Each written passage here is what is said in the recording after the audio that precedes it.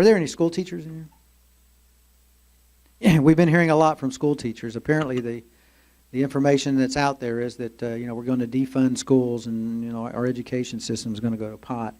I just want you to know our primary interest is the classroom teacher, but we're against the bureaucratic hierarchy of the agencies. I mean, I'll give you an example. 20 years ago, there were 7 teachers for every 3 non-teaching employees in this state. Now it's 1 to 1. Yet dropout rates have not gotten better, and college readiness has not improved. So there's a lot of room for cutting.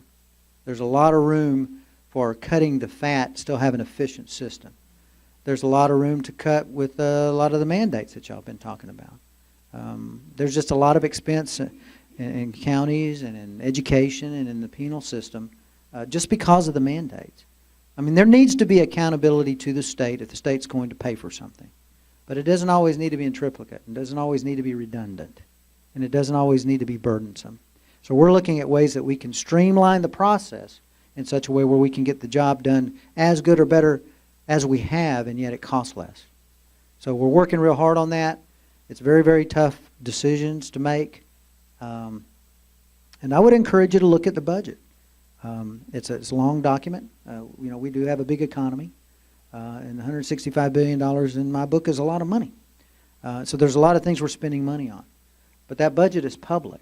So if you see something in looking at the budget, pick a title. Pick Health and Human Services or Education or Corrections or Transportation or Public Safety, whatever it is you want to look at, and see if you can't find inefficiencies there. And if you can, let me know.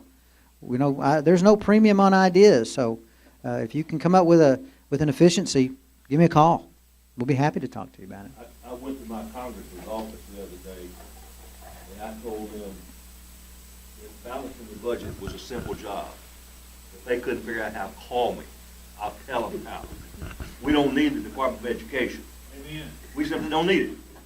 I'm not sure it would change education in this state if we did. The Department of Energy, when their object was to make us independent of foreign oil, and they're shutting down all the oil drilling in the United States. Cut that thing out, shut it down. One of the interesting points about balancing the budget is if you have the ability to print money and raise your debt ceiling, then balancing the budget is a non-issue. Yeah, I told them my request would be that they not raise the debt limit. We cannot afford the government we have. It's going to have to shut down inside, and that would do it. Well, hopefully, we're going to be showing the federal government how to do just that. I don't think they can learn. Well, we can unlearn them.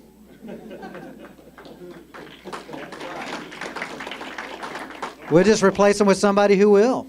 And I'm not even warmed up yet. Give that man a microphone. Yes, sir. I got a question for you. Is there any way you can get rid of these outdated departments that just down there because somebody wants to fund them? Well, we have the Sunset Commission that unfortunately has gotten a little bit politicized, but it's working real hard in some of that. And one of the reasons I'm so excited about being on the Government Efficiency Committee is that we can take the same information that Sunset gets, and instead of completely abolishing an agency that is going to be maybe politically difficult to do, we can abolish a lot of the aspects of it that's wasteful. So we can take it out in small pieces rather than to try to swallow the elephant in one swallow. So I'm looking at this Government Efficiency and Reform Committee as kind of a mini Sunset. We can look at the same information Sunset looks at and tear it down piece by piece. I look at it just like the education in our United States. I think our education should be local. I don't think the state of Texas has anything to do with it. I think it should be right here. Well, we're working on programs to make more local control. But just like with balancing the budget, you need to understand that if we're going to balance the budget and we don't have as much as we want to spend, that means somebody's going to be the recipient of a spending cut. When you have more local control, that means you're going to have more accountability to somebody. So, keep that in mind when you want local control. I don't have a problem with local control as long as whoever's got that control is going to be accountable. Yes, ma'am. How many agencies has the Sunset Commission abolished? I heard that number today. I think it was something on the order of 51. Mhm. And there are a lot of agencies up this time. Texas Education Agency is up for sunset review this cycle, by the way. Be cautious of those laws that have unintended consequences. Thank you. Many do. And unfortunately, we legislate reactionary. You know, something happens, and so we feel like we need to pass a law. And a lot of these things, out of compassion and so forth, do vast destruction. And you're seeing it in the police reports and all kinds of things. I can give you example after example after example. And a lot of this could be cut out, and Texas would be better for it. If it's cut out at the federal level, the United States would be better for it. Well, you're preaching to the proverbial choir. Any other questions? Yes, ma'am. Beth. Erwin, have y'all tackled any of the mental health issues as far as the beds and what we might be looking at on them? You know, Beth, the way that appropriation works, they have subcommittees that take apart that budget article by article, and I know they're talking about that kind of thing right now. As far as whether it's going to be funded at the state or county level, that's something that is a mandate that I know that there is a bill that I know of that is designed to eliminate some of these mandates at the county level. Whether that one is included in that bill, I'm not sure. Yes, ma'am. Regarding health also, you mentioned Health and Human Services. Do we have, I know there's a Texas Department of Health that does investigations. I got well acquainted with one of the ladies there when I was doing some things on that, but fraud, that's a nice word for stealing, I think, a politically correct word for stealing, but Sure.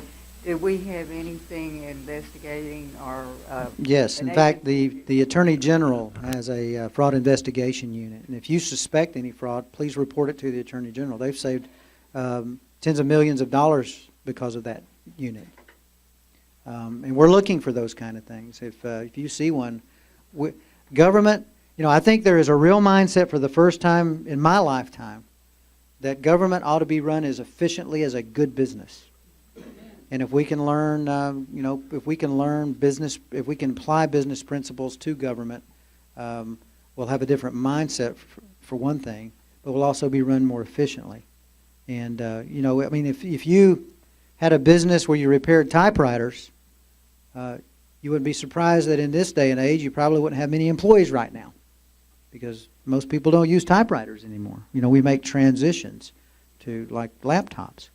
And government needs to be that nimble, where when a service is no longer needed, the government pulls that service away and goes in a different direction, instead of feeling like they have to continue to employ people in that particular agency simply because those people work in that agency and nobody has the courage to say this job is no longer needed. In the private sector, that's what happens. Everybody in the private sector understands that your job is at risk any day until, you know, you either retire or until that service is no longer needed. And if we look at government that way, I think we can adjust our mentality about how we spend money. Yes, ma'am. Is there anything that you can do to keep our right to work law in Texas? Is that a federal thing or is that? Well, in Texas, you have. But we have a president now who doesn't see anything that way. Are you talking about employment at will, or are you talking about unionization? Yes. Okay. In Texas, you have right to work, and in Texas, you really. How can we keep it? Well, we are keeping it. We're not. Texas is not moving toward unionization. There's a hybrid of that, but nothing like you see in these other states. You're not going to see Texas moving in the Is direction. it just mandated on us? No. Can Obama just say we've got to? No. Well, one of the things we're doing at the state level is we're really pushing back on a lot of the things that the federal level is pushing on us. We got a resolution to push back on the EPA for all their heavy-handedness and trying to control our permitting in the state. It's going to cost our state hundreds of millions of dollars if the EPA continues to do what it's doing. We've already, that we've got the suit to push back on Obamacare and try to repeal it. We are not sitting on our laurels just waiting for the federal government to come dump something else on us. We're starting to push back. Yes, sir. What can we do to help you with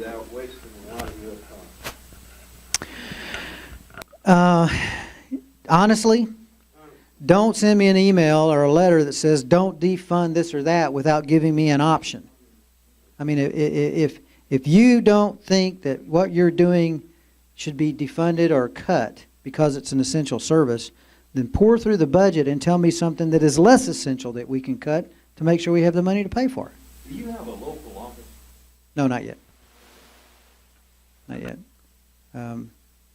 This is about how much I'll be in the district, coming through one evening, and it's getting worse. I mean, things are really picking up down there. But the session's over on Memorial Day.